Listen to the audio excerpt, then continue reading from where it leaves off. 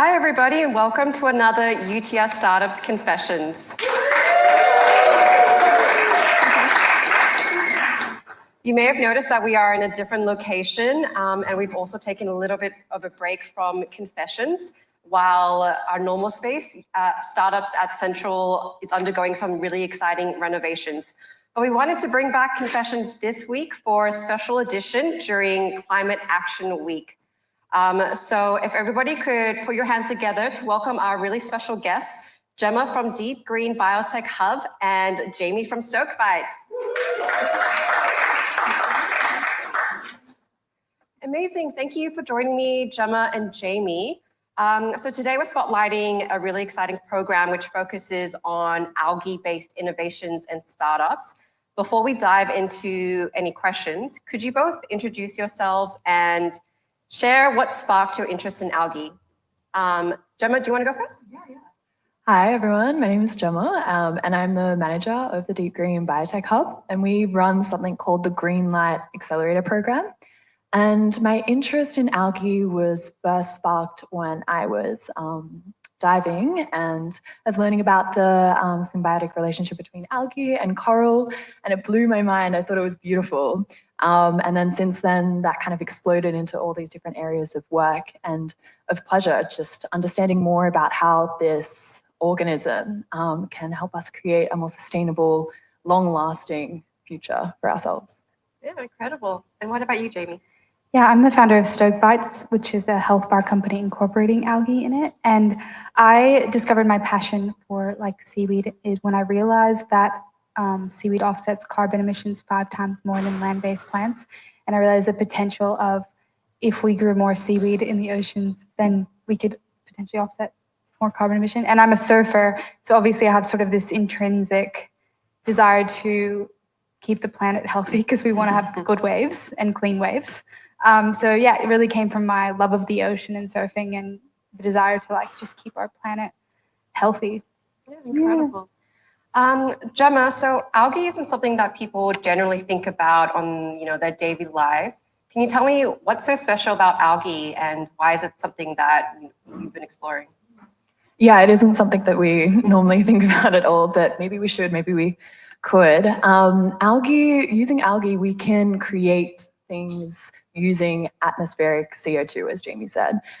So we can make any petrochemical-based product or we can substitute any petrochemical-based product using an algae-based product, except for glass and steel. They're the 2 things we're still working on, but maybe one day we'll be able to make them too. So you can do stuff like plastics and biofuels. Yeah, biofuels, exactly. Fabrics, there's endless things that we can do with algae. And that is because algae is a photosynthetic organism. And contains within it special proteins, lipids, and oils. There's 2 different classes of algae, I should mention. There's microalgae, and we have a few samples here today. And then we also have macroalgae, so things like your kelps and your seaweeds. Each kind of strand of algae having different compositions of these special proteins and lipids, and some are better suited for making different things. But all of them can be grown on non-arable land. They can be grown within wastewater, so you don't even need clean water to grow them. Algae actually loves that wastewater because it will soak up all of that nutrients. It will use a bit of sunlight, it will use a bit of that CO2, it will build biomass.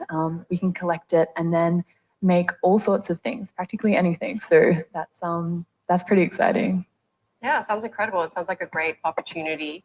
Can you tell us a little bit about the Green Light program and what it offers to startups working within algae and biotech innovations?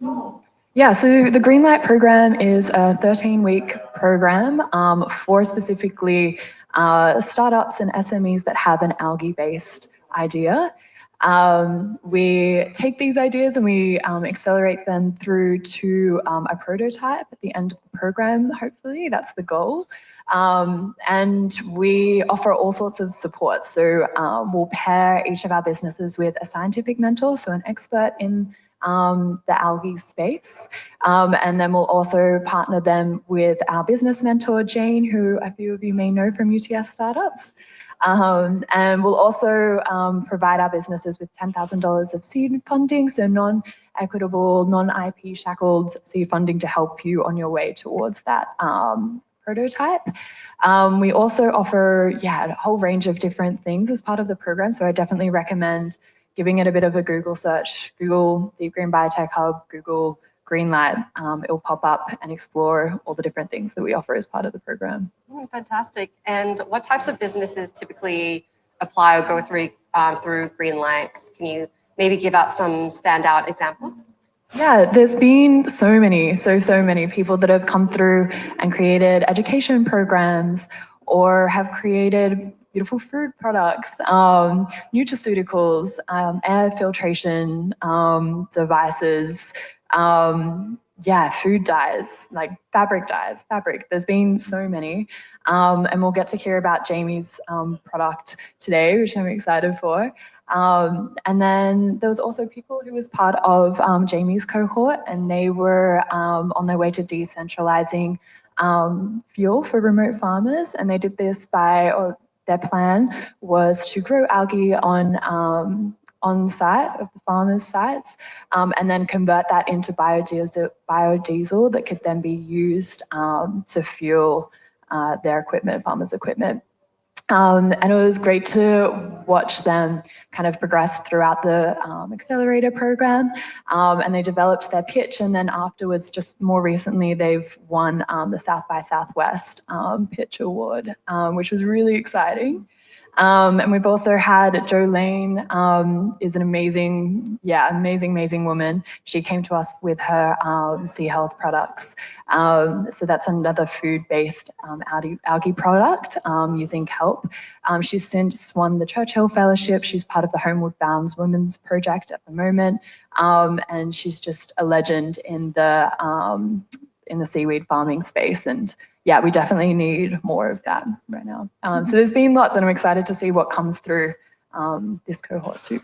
Incredible. So Jami, you're the founder of Stoke Bites, and we have some Stoke Bites product samples here actually. You did the Green Light program. Could you tell us a little bit about what your business is and how are you using algae? Yeah, so Stoke Bites is a health energy bar, which is a combination of like dates and peanuts or cashews, apricots. We have a couple different flavors, and we incorporate a seaweed extract called agar-agar within the bar. And sort of the story behind this is I got into surfing about 3 years ago after a long journey with my health and having to sort of revamp my health to eat really healthy. And then I got into surfing and was looking for something to fuel my surf session in the morning or before or after. And I didn't like what was on the market. So I was like, I'm just going to create one. And I wanted to create something that not only fuels your surf session, but when you get that feeling like getting a really good workout or getting out of the ocean or like a really good sort of time in nature, I call that the Stoke. And like I wanted to package that up and put it in a bar so that people could eat it and experience like a joyful experience through eating the bar, but also do something that's good for the planet. So we have incorporated agar-agar into the bar because I wanted to incorporate something that was going to give back to the planet. And we also have recyclable packaging as well. So it's really taking into consideration sort of multiple aspects of the consumer experience, which is not only taste and feeling, but it's also impact. And that's like kind of what I wanted to do. And then also, like I was just telling Gemma, I wanted to start a new startup in like a space that I love. Like, why not do a health bar that's about surfing so I can like surf all the time? So Two birds, one stone. Yeah, exactly. Amazing. And so can you tell me about what inspired your the rationale behind incorporating algae and what impact that has?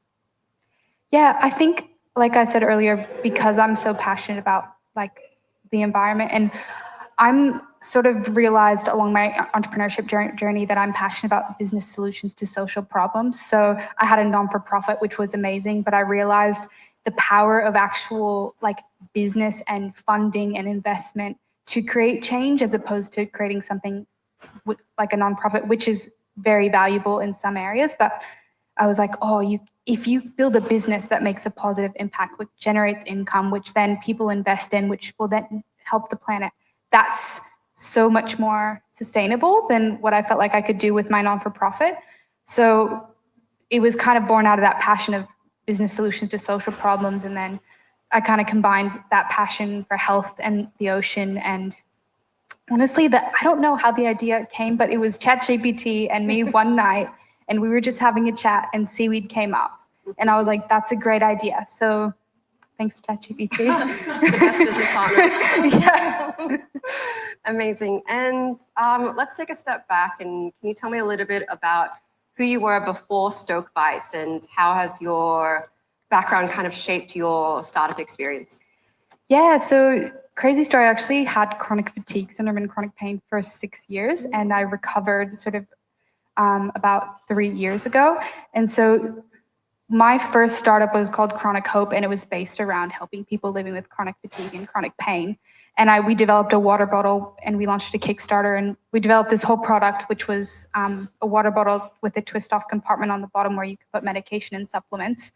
And what I realized through that process was it was a bottle that was generating income for the non-for-profit, but then it was also helping people because people were able to kind of take their supplements on the go a little bit easier. I used to put it in a plastic bag before I had my bottle. So it was really born out of like part of my recovery journey was surfing and the healing power of the ocean, and then obviously nutrition, and then a desire to make a positive impact because I had been through something so challenging, and then another desire to like help the ocean. So there's quite a few layers as to why I've started this business. And then part of it as well is I went through such a challenging season while I was sick of like chronic pain, depression, anxiety, and all of these things. And I came out of that and I'm a totally different person now.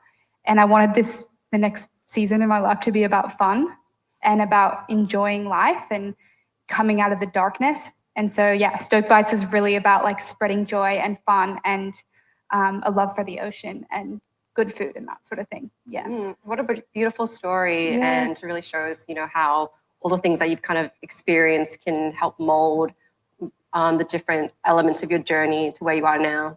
Yeah. Great. And so you've actually gone through the Green Light program. I just wanted to ask you, what was your experience like and how has it impacted what you've done with Stoke Bites so far? Yeah, so I loved going through the Green Light Accelerator. I handed over my business, my non-for-profit Chronic Hope, to someone else, and then I went through a bit of a year or two of just working full-time, which was great. Got a little comfortable in my cushy IT job. So when the Green Light Accelerator came up, it was really good because I had been working on Stoke Bites for a year already, but I was like needed something to kind of push me to actually get the ball rolling again. So yeah, I applied, and then the Green Light Accelerator is amazing because not only did they provide resources in terms of funding and workshops and accountability and business mentorship, but they provided sort of a space where I could just really thrive. And like, I needed to talk to Jane every week and her to be like, what are you doing? You need to, she probably didn't even need to tell me to do stuff. It was more like the fear of God, where I was like, if I don't get this done, she's going to get on my case. So anyway, we got things going again. And yeah, it was a really good program, as well as a scientific mentor where she was able to answer a lot of my questions around like the impact of seaweed on the environment and why it's so important and all that sort of thing. So yeah, and then just the support and just weekly check-ins. It was amazing. It was so fun. Oh, amazing. Sounds like a fantastic program. Amazing. Can you tell me a little bit about what you've been doing since Green Light and how has it impacted your progress so far? Yeah, so Green Light, I think what I've been doing is so this is my second startup, so I've learned a lot of lessons from my first, where I decided to work on this one a bit slower and set things up properly. Because the first thing with my first startup, I didn't do things. I did things well, but it wasn't like set up properly. Good systems, good documentation, And so I've decided to really put things in place so that everything's set up well, so that when we launch, we can scale if we want straight away. So we'll be ready to like, you know, ship out to shops and all these things. So really since then, it's been about we found a manufacturer. I found a fulfillment company that we're working with. I found a package designer who has worked with companies like Remedy Kombucha and all of that. So I really wanted to do things well. And so we hired the right people, and we're setting ourselves up to sort of hopefully come out with a bang. And we're going to be doing that next month, launching next month. Exciting. Yeah. Launch next month. Wow. And throughout this whole experience, has there been anything that's surprised you or any challenges that you weren't really expecting? Oh yeah, the seaweed. The seaweed saga. I had to change seaweeds like 3 times. So that was a really big challenge. And I think one of the struggles at the moment with like the Australian seaweed climate is that it's not as developed, which is obviously something everyone's working on, especially this program is really part of that. So we locked in a seaweed and then couldn't use that seaweed. And then we locked in another one, couldn't use that seaweed because there was a crustacean allergy warning on it. And then I had to find another seaweed. So I think I've had like three different seaweeds that we were going to use. So that was probably my biggest challenge in the whole journey of like, there was even a moment where I was like, I don't know if we can use seaweed because this is so hard. But we found something that works. And that was, I think it was a good example for me of like just pushing through when you keep getting these barriers. Yeah. So. Yeah. And it's also kind of a comment on where the industry is right now. It's quite new, but it's still like, because of that, it's such an exciting space where, you know, you're really able to be some of the first startups to do these things. And even though that might be, Australia might be catching up a little bit. Gemma, you probably know a bit about this a bit more, but we're still kind of like trying to get to the place where maybe America is in the industry, which is why it's such a great opportunity right now for startups to start to focus on this. Yeah, exactly. I think like the EU and America, they're way ahead of us. But we are making active moves and to help progress the industry. And as Jami said, like it is so important that we have people at all different levels, at all different business like sizes and scales to move into this space and really show that it's worth investing in. Because honestly, like it really can do anything, and it will, in the end, help us reduce carbon emissions. So I think it's important to invest in and keep pushing through. And yeah. And I wanted to add that as well. There's the carbon emission benefit, but it's also 10 times more nutrient dense than land-based plants. So that doesn't apply to Stoke Bites because it's an extract that we're taking. But in general, seaweed's 10 times more nutrient dense. So the power to like create change it's a healthy option for people. It's iron dense as well, so it can be a source of iron. So there's so many benefits on so many levels to seaweed that's what I'm excited about, to develop products in the future that really highlight those nutritional benefits as well, because it's just such a product that can do so many things. And that's if you kind of look at like, you know, the different superfoods that have kind of happened, like acai or matcha or whatever. I personally think that seaweed is kind of on the up, and that's where I want to be right now, is on the beginning of a product that's in 5-10 years time everyone's going to be talking about, you know. Yeah, and what's so exciting is that it seems like it's a bit cyclical. So the more there's demand for algae, the more it's grown, the more environmental impact it has, and it just continues and continues. Yeah, it's really exciting. And so just coming back to Stoke Bites, what are your goals for this year, and what's your ultimate vision for Stoke Bites? Well, the goal for this year is to launch obviously in a month and get into surf shops. So if anyone knows a surf shop, let me know, because I really want to establish the bar as a surf brand. It's a niche in the market at the moment that no one's really tapping into. You go into a surf shop, they're not selling bars on the shelf. So I want to establish ourselves as a surf brand, get into surf shops, build our B2C selling, and then obviously get into Coles and Woolies eventually. I don't know if that'll happen this year, but and then eventually my ultimate goal would be to take the product to America and start selling the product there, and then create more products that are around seaweed and all that sort of thing. So yeah, we'll kind of just see how it all plays out. But for now, it's going to be really focusing on like that surf industry for this year. Yeah. Amazing. And right now you have 2 products right now. So it's the peanut butter and... Yes, so we have a peanut butter chocolate chip flavor and an apricot cashew flavor. And yeah, it's going to be actually square, the bar. So it's exciting. Yes. Okay, can't wait till it comes out and for me to try it once it does. So just looking back on your experience, if you could give advice to yourself at the very start of your journey, what would it be?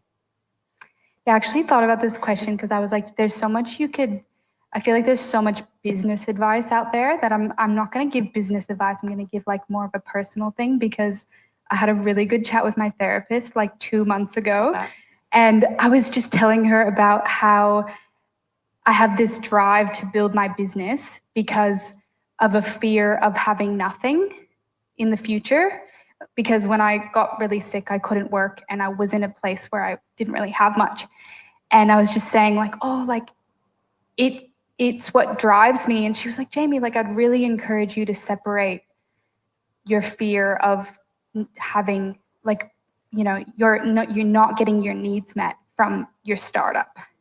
And I guess like for me, that altered my brain chemistry, because I was like, that's actually a really unhealthy place to come at building a business, is like from this place of like fear or need or lack or whatever. It can be a driving factor, which is not necessarily a bad thing, but I guess I wanted to bring something fresh to the conversation, because I think if you're a new startup founder, like really looking at why you're doing it. And I find that when I've taken the fear out of it, I've been able to make more measured decisions. I've been able to take really healthy risks, as opposed to being driven by something that's like quite intense. Yeah. So I don't know, I wanted to bring something a bit fresh to the conversation, because I don't know if people really talk about the mental or like emotional side of like being a founder. And like a lot of founders that I've kind of talked to have some sort of unhealthy drive, and I'm guilty of that. So it's like,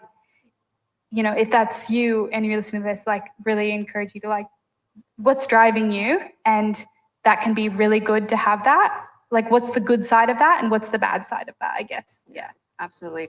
I'm sure lots of founders in this room and online can relate. Being a founder and having the bravery to do that is often a mental game, and you're kind of battling all of these things. So your desire to succeed, but then also having to question what it is that's kind of motivating you on those times where, you know, you're knocked back a bit, and what'll keep you going. So I think that's like such a beautiful thing to bring up, and absolutely also based on your story with chronic illness and the kind of resilience that you need to be able to go through that and continue going. So yeah, thank you so much for that and for sharing. So Gemma, I just wanted to bring it back to you and ask you about the Green Light program. So I've heard a lot of amazing things. It sounds like there's so much opportunity within algae and algae-based innovations and startups. Can you, for anybody who is considering applying, can you tell me about why they should join and how they can do that? Yeah, absolutely. First of all, I love hearing about where Jami was at, because we saw each other outside and I was like, don't tell me, I'll wait till we can be up here and both hear it. I can hear it. So yeah, if you're looking to join the Green Light Accelerator program, as I said, just Google us, Deep Green or Green Light Accelerator program will come up, and then submit an expression of interest. Expression of interest, they close on the 22nd of April, so we've still got about a month, just over a month to apply. We'll set up a consultation with you where we'll just chat through your idea, chat through the application form that you'll need to submit. And then we'll have an independent panel review all the applications, and we have room for 4 businesses. So we'll choose 4 businesses, and the program kicks off in July. Okay, fantastic. And what type of stage startups do you accept? So as I mentioned, like it can be startups, one person, or it can be like SMEs that want to explore a new idea. But we are looking for people just with ideas and moving them through to a prototype. Okay, fantastic.